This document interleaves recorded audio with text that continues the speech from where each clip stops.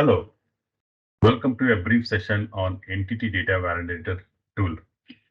The tool compares data between source and target databases. Source could be Oracle, SQL Server, Google BigQuery, Hive, Teradata, etc. Target could be Snowflake or Databricks. In this short demo, I will use Oracle as a source and Snowflake as target.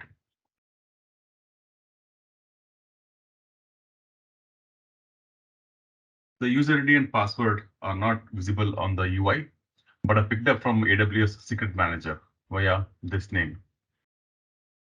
In the target, there are two sets of configurations.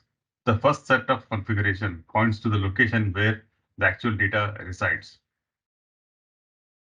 And the user ID password are again picked up from Secret Manager. And the other set points to the location where the comparison results and other configurations are stored.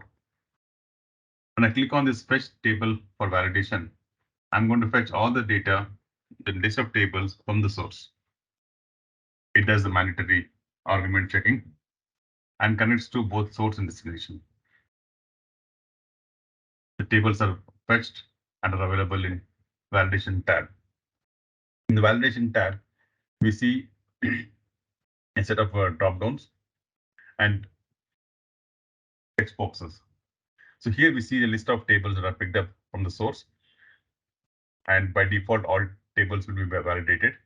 And for this demo, I've used a very short, very low row count, and each table contains 5 rows. And this is the table says in MBs. And this was the last time the table was validated.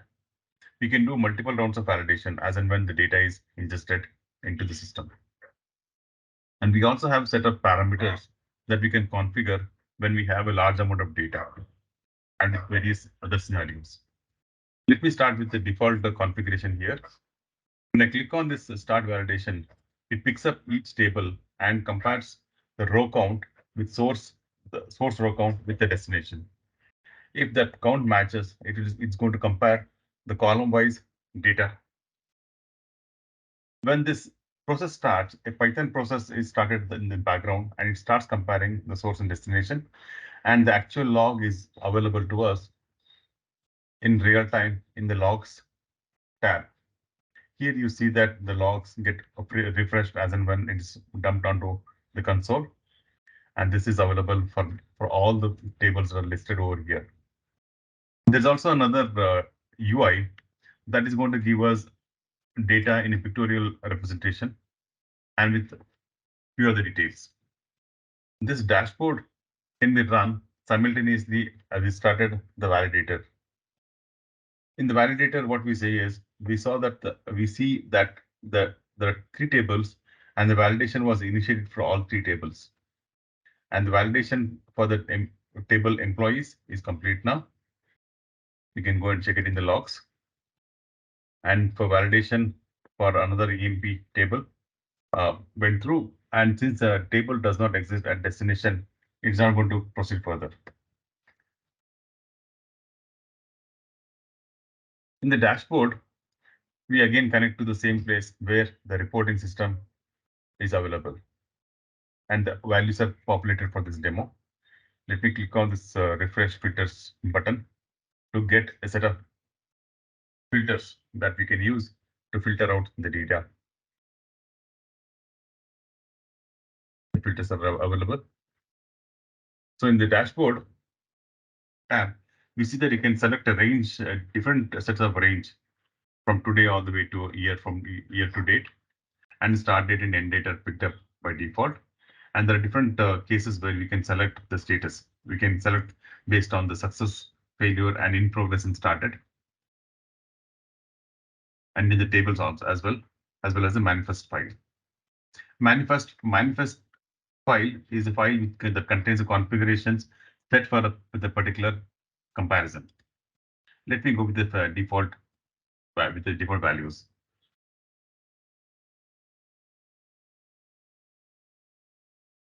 It is going to give me a consolidated view of all the comparisons done in the past.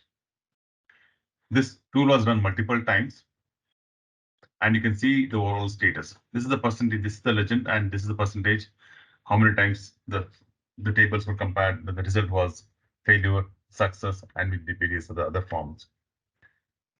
There are, since the tables can, in reality, in real life, the tables will contain large number of rows, and not all comparisons will be completed within minutes or seconds.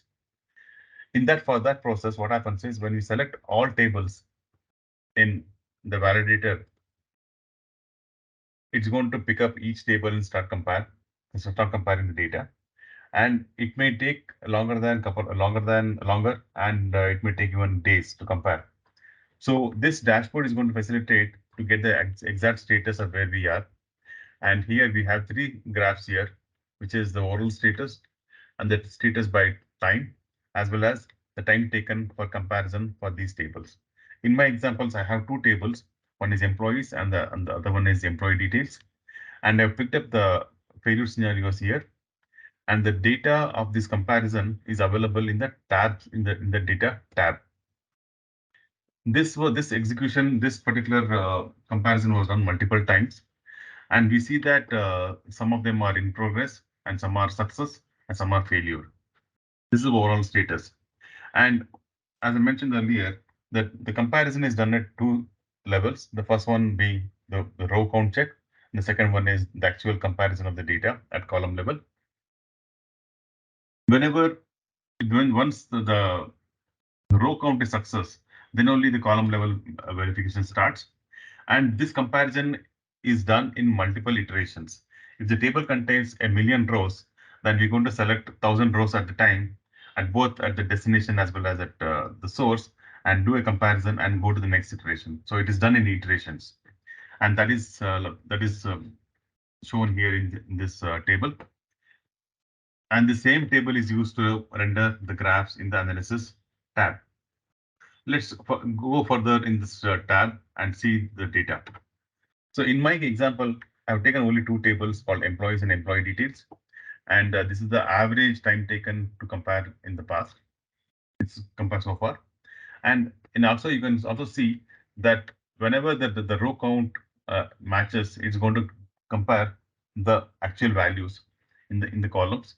And when the comparison fails for some reason, it is going to log which particular row does not match, and the values that differ between source and destination.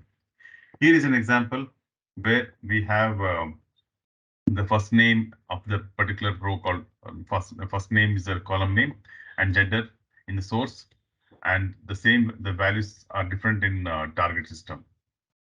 Likewise, we get to see row level comparison between the source and the destination for all the tables that are fired in the previous UI, which is a validator. Thank you.